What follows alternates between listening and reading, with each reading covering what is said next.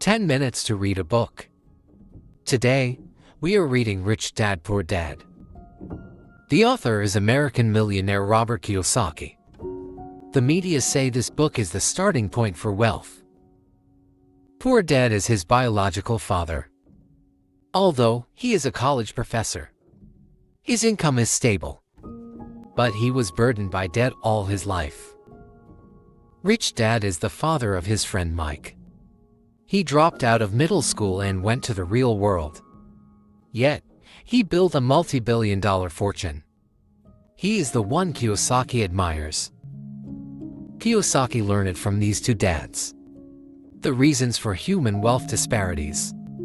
He also used interesting stories to show us how money works. Kiyosaki says in the book that being poor is not about how much you can earn, but about having the wrong thoughts and actions. If you don't understand the fundamental logic of wealth, you will only be an employee for life. How people think determines how money flows. If you don't change the underlying poor mindset, no matter how hard you work, you will still be poor. At the beginning of the book, Kiyosaki tells a story from his childhood. When he was 9, he worked in Rich Dad's store and earned only 10 cents an hour. He was angry and asked Rich Dad for a raise. Unexpectedly, Rich Dad directly refused. He said if he gave Kiyosaki the wage he wanted, Kiyosaki would be trapped in the store for life, receive wages on time, and then spend money. Like many people, trapped in a cycle of waking up, working, waiting for payday, paying bills, then waking up, working again, and paying bills. This working mode is called the rat race trap by relatives. People are like mice in a cage, running fast.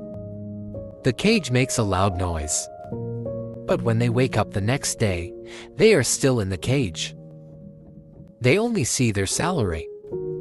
They think a higher salary means they can buy more things and be happier, but in reality, in this busy cycle, they don't see opportunities to make money outside of their job. They don't even have the idea to change. Rich Dad not only didn't give him a raise, he made him work for free. He pushed him to find breakthroughs in his current job. Kiyosaki went back to the store, frustrated, and began to observe and think. Later, he found that the comic books in the store weren't selling. They could only be sold as scrap. So, he used all his money to buy hundreds of comic books. He set up a reading room in the garage. He charged an admission fee and made some money. They learn it. The first lesson in making money work for them. Many people in life don't realize they are trapped in the rat race. We are so busy that we have no time to think. We become machines working for money. But those who only focus on money often don't make money. To break out of the cage, you need to stop running like a rat. Use the time you spend running to think instead. That's how you'll find a solution. Psychology has a concept called the social clock. In simple terms, it's the idea of what people think you should do at each age. Poor Dad always told his relatives, study hard, get into a good university, find a good job, work until retirement. He indeed grew up following the social clock. But gradually he felt something was wrong. He saw his peers getting married, buying houses with mortgages after graduation, after having children, spending more money, using credit cards. These people seem to have houses and cars, stable lives, but they have little savings. Every day they find ways to patch things up. And if something unexpected happens, they have no way to cope. He saw a friend getting laid off. with his family waiting at the company gate, begging the boss with tears. Even his poor dad lost his job during an economic crisis, unable to find a way to make money. So the relative followed Rich Dad's advice, quit the stable job, and went against the trend. No longer stuck to a fixed lifestyle. He studied auditing, law, and accounting, worked as a waiter, construction worker, and salesperson, interned at many companies, enjoyed market research, later started a real estate investment company, earned his first pot of gold. Rich Dad said, "No matter what job you do, your mind must be flexible. Worse than a fixed social class is a fixed mindset. The most frightening thing in life is to stick to one path blindly. The scariest thing is to follow others blindly." In the book, Chinky has a female journalist friend who complains to him. She says her articles are liked by readers, but none of the books she wrote seriously sold. She felt she had talent, but had to spend her days at the newspaper, getting a pitifully small salary. She could never achieve financial freedom. Her relative suggested she learn marketing, but the journalist got angry. She accused Chinky of treating her like a salesperson. She absolutely refused to do sales, which she saw as a simple job. They ended up having a very unpleasant argument. Chinky felt it was a pity if she could be less narrow-minded and learn about market operations. Her income would definitely be more than just her writing fees. Chinky said that a career is like a net and needs to be arranged comprehensively. Just like when he was a sailor, he learned international trade. In the Marine Corps, he learned to command troops. And at Xerox, he mastered management techniques. He gave speeches everywhere and built connections. Every step he took was a move on the career chessboard. Every skill was a form of wealth, a line in the network. Wealth disperses like water, only by expanding the situation and tightening the net. Can you catch money? In the book, Chinky had a friend who worked 3 jobs to pay for his child's education. He asked Chinky for help, saying he was about to collapse, but still couldn't save enough for his child's schooling. So Chinky suggested he quit the busy job and spend time learning investment knowledge. He could make money by buying and selling small apartments. Sure enough, after making the change, his friend became an investment expert, no longer relying on physical labor. He experienced the joy of making money with his brain. Chinky believed that money is a mindset. To earn more money, you need to change your thinking. He doesn't mean everyone should quit their job and work desperately, but rather that they should make money using their brains. Understand that working hard alone may not be effective. Wealth freedom cannot be achieved through mechanical labor alone. You need to learn more, think more, and practice more. The poor aren't unmotivated. They lack strategic thinking. They replace thinking with hard work.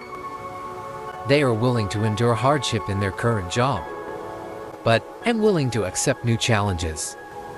They are willing to repeat tasks, but willing to learn new knowledge. Truly capable people don't just work hard. They find new methods through thinking, breaking the status quo. As Rich Dad said in the book, job stability is not everything. Constant thinking is. In the book, Chinky told a fable about a chicken. While other animals on the farm basked in the sun, the chicken kept running around the barn, screaming that the sky was falling. The sky is falling. He said many people are like the chicken, constantly worrying about missing opportunities. Once, he and a friend were passing by a gas station. After learning that gas prices had risen by 15%, the friend first cursed, then analyzed the reasons for the price increase. He thought an economic crisis was coming, like a chicken constantly saying the sky was falling. But the relative, upon hearing this, immediately bought 65% of a small oil company's stock. 3 months later, they passed by the gas station again. The relative made a lot of money because the stock had risen, while the friend's assets had halved. The reason was that during this time, the friend was constantly worried and couldn't focus on work, resulting in the loss of his wealth.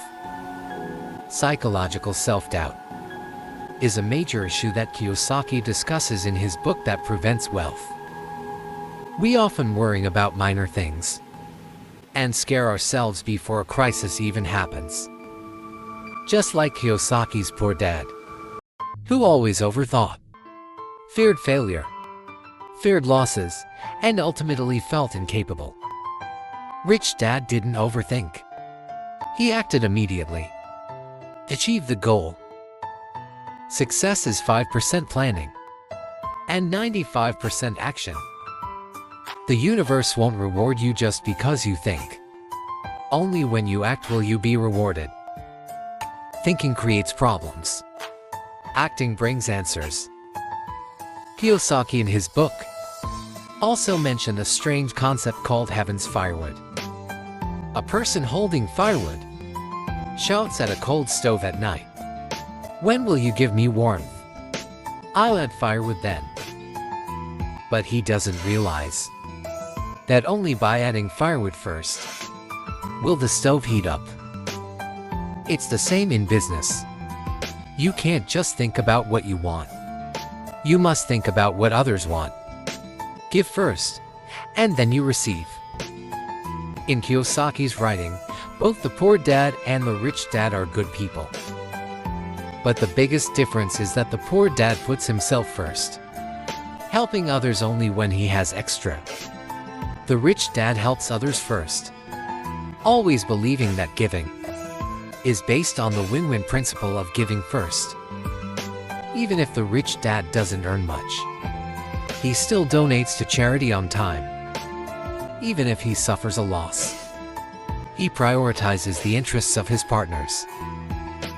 Over time, the rich dad's reputation grows, his network expands, and his business thrives. The poor dad's path narrows, and after losing his job, he can't find anyone to help him. In reality, many people are like the poor dad. When faced with a conflict of interest, they think of themselves first. When working with others, they maximize their own gains. When competing with peers, they just want the other side to fail. They don't consider others' needs. At best, they make small amounts of money, but never achieve true wealth. Doing business is like dealing with people. It's about sincerity in exchange for sincerity. Give first, and then you receive. The more you give, the more you get. The book Rich Dad Poor Dad has made my relative criticized by many people because he bluntly points out the problems of the poor. He doesn't hold back at all, saying that not thinking carefully and just working hard is why we remain poor. But time is fair. Over the past 20 years, many people have become rich dads, thanks to the wisdom shared in this book. The insights of Kiyosaki have been recognized and appreciated by more people. This book aims to wake up the poor, to stop working for money, and to let money work for you. True wealth isn't money. It's our mind. The best investment isn't in the market. It's in ourselves. Of course, the book contains more wisdom beyond this. If you have time, I recommend reading it in full. Finally, I wish everyone finds their own financial code. in both work and life.